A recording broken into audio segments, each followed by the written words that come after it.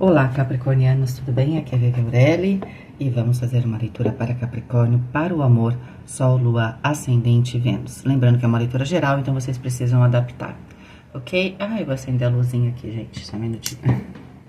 Esqueci. Então, vamos lá.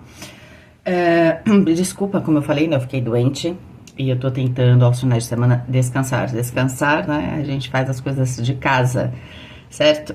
Que aqui a gente faz tudo. Aqui a gente, como diria, pau pra toda a obra, né? Vamos lá. Eu tô trazendo 2 oráculos e mais um tarô. Esse tarô é novo. Na verdade, eu comprei ele por um outro propósito. Ele tem muito mais a ver com o erotismo feminino, que é um trabalho que eu quero fazer. Só que ainda não consegui.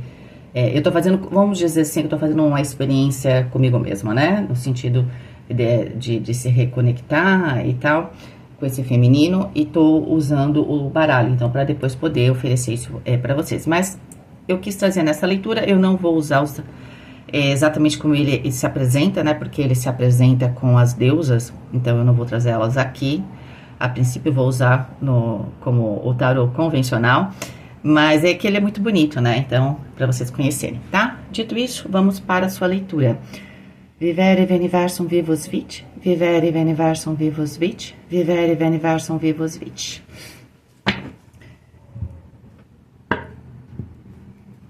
Lembrando vocês que ainda nesse mês de março, que é o mês das mulheres, tem o cupom Maravilhosas, que tá com 40% de desconto. Por que eu tô fazendo isso, né? Primeiro que é um presente, segundo que eu não consigo ir a lugar nenhum exatamente para fazer um outro trabalho.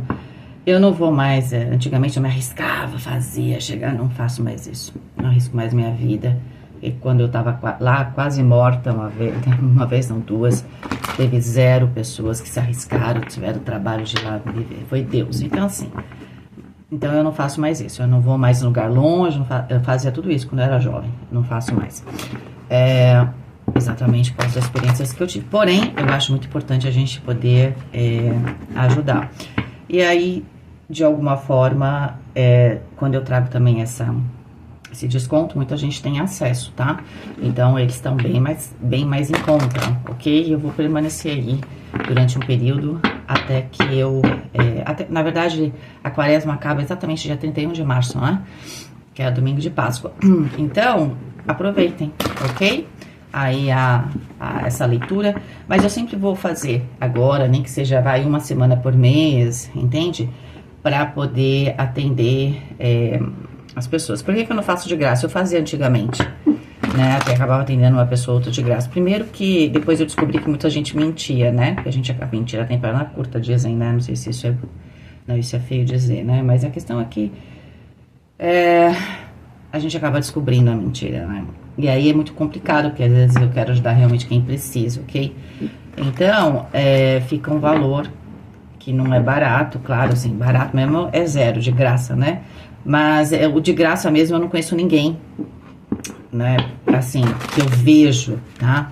Que tá precisando. Então, muitas vezes, eu fui enganada, né?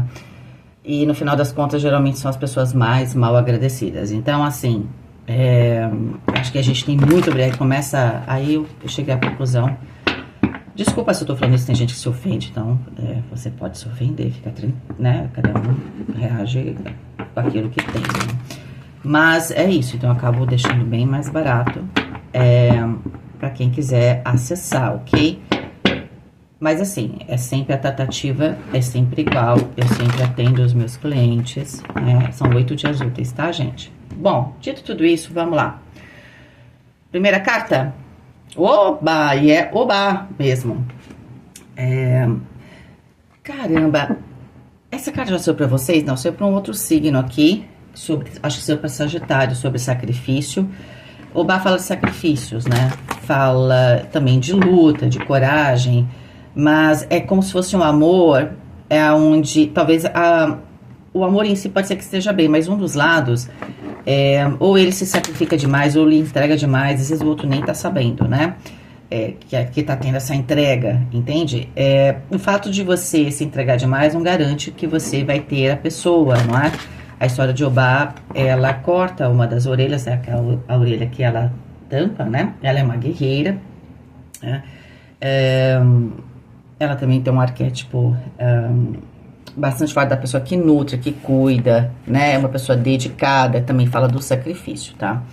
Então, o que que acontece? Ela já é casada com o Xangô, e aí ela entra... os mistérios, porque que é a pessoa, uma orixá, né? Pra você ver que eles têm aspectos humanos, como nós, se sente talvez insegura, né? Porque Xangô é muito bonito e tudo mais, e as mulheres geralmente o desejam, certo? Então, e aí quando o pessoal fala às vezes ali nos templos, né? Que eu frequentei um em específico, que é onde a minha prima frequentava, uma prima minha que me levou, que o pai dela trabalhava no templo, foi onde com ela a gente aprendeu tarô, e ela... Porque eu tava falando, e ela que falava, né, que geralmente filho de Xangô, ela brincava, é tudo mulherengo, né, por causa de Xangô. Bom, são papos ali, não quero desrespeitar nada, mas essa é a ideia. Então, mesmo uma orixá, você veja que ela tinha uma insegurança, e ela fez uma magia, ok? E ela usou a própria orelha, não é a orelha não, é que ela cortou mesmo, só que aí foi descoberto, Xangô descobriu e ficou magoado com ela, porque na verdade não tinha nenhum problema, né? Então, o que se aprende principalmente no amor? Porque já que a gente está lendo sobre o amor, a gente tem que falar dessa história. Que às vezes já tá tudo certo, né? Aqui um dos lados tem muita insegurança, sabe? Às vezes fica exigindo do outro alguma coisa, ou acha que vai fazer a mais, e portanto vai ter, né? Ou faz todo tipo de artimanha para não perder um amor, que às vezes não tá perdendo para ninguém. Às vezes, no caso dela, de certa forma, ela perdeu para si mesma, né? Porque quando ela criou essa mágoa, né? Quando ele descobre, ele se sente traído, né? Então, isso é complicado, tá? Bom, a segunda carta aqui, uma face bela, né? Nesse oráculo, a gente tem 3 fases, são 30 cartas, tá? E essa é a primeira fase, que é uma fase muito da descoberta do amor, entende? E aí, no caso aqui, a gente tem que descobrir a face bela. E o belo é, de certa forma, ou se você está numa relação, você tem que, né, e vamos lá, você está numa relação já faz muito tempo, aquilo que às vezes te atraía quando você tinha 20 anos não é o que te atrai quando você tem 40, ou tem 30, né, eu brinco que a cada 10 anos parece que a gente muda mexe na chave, né, então a gente tem mudanças inclusive no nosso próprio gosto, por exemplo, no próprio paladar, não é? Então é claro que tem fases que você não gosta de certas cores, depois você gosta. Você falava, nossa, aí você vê as suas fotos, fala, eu usava essa cor, que coisa ridícula, agora eu não gosto. Então assim, a gente muda. E como a gente muda pra tudo, não tem por que achar que no amor a gente não muda. Então aquilo que nos era belo numa fase, não parece a mesma coisa na outra fase.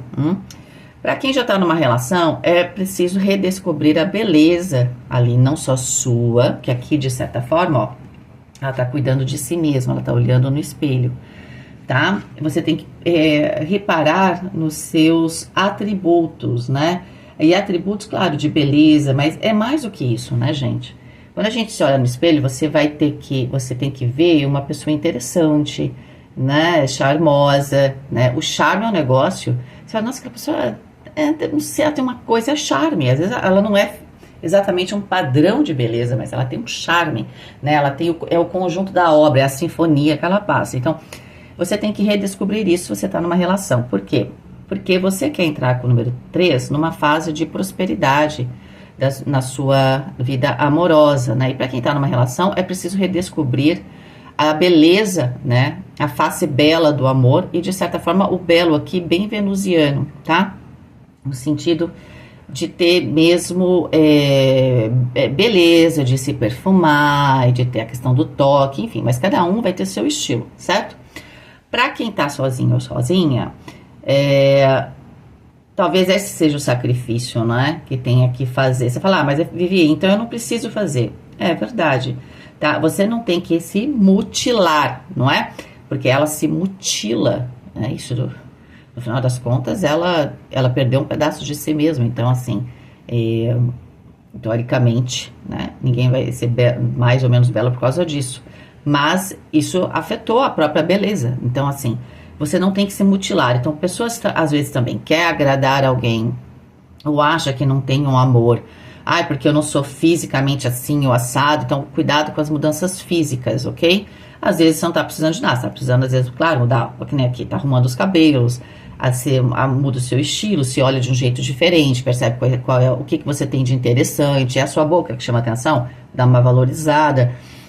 Mas aqui você não precisa se mutilar, né? Porque a beleza não é algo que a gente... a beleza, o amor, ele não tem nada a ver com se mutilar. Isso tanto fisicamente... Então, ficar fazendo, às vezes... eu sempre falo que, pra mim...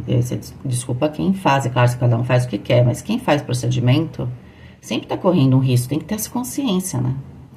Agora, tem riscos maiores e menores. E você tem que pôr sobre a mesa isso, tá? Porque é um risco que você corre, certo? Na sua vida, ok?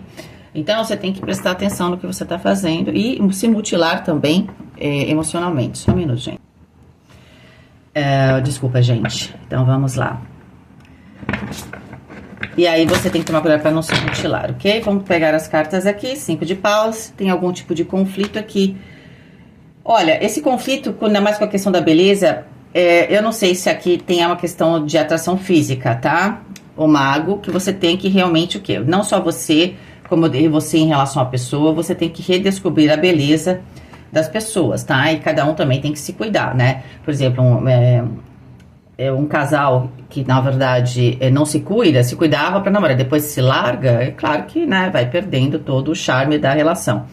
Aqui também, para quem tá sozinho ou sozinha, tem uma questão que pode ser que você esteja muito afim de alguém e você tem algum tipo de conflito, tá? Talvez porque você não ache a pessoa, sei lá, você não se acha à altura, ou tem alguém afim de você, mas você de repente não tem tanta atração por essa pessoa, tem que prestar atenção nisso, tá? O 7 de paus. Tem aqui uma defesa, a torre. 2 de paus. E o 9 de paus. Olha, aqui tá muito forte no seguinte. Pra quem está numa relação, tem uma situação, tem um conflito hoje. Isso tem muito a ver com a questão física. Ai, mas isso pois é, às vezes né? Vai falar que o ser humano não é visual e físico, é muito visual e físico. Então, aqui tem uma situação de atração, que um dos lados pode não se sentir tão atraído, ou um dos lados tem muita insegurança contra a própria, sei lá, contra a sua sexualidade, ou se você tem ou não sex appeal, né? Se você tem charme, não tem, será que eu sou considerada uma pessoa bonita ou não? Olha, isso é muito relativo. Eu sei que tem um conflito aqui, tá? E alguém pode estar pensando em fazer algo pro outro prestar atenção. Isso aí tanto faz se você é solteiro ou se você tá casado, tá? Numa relação. A questão é que aqui...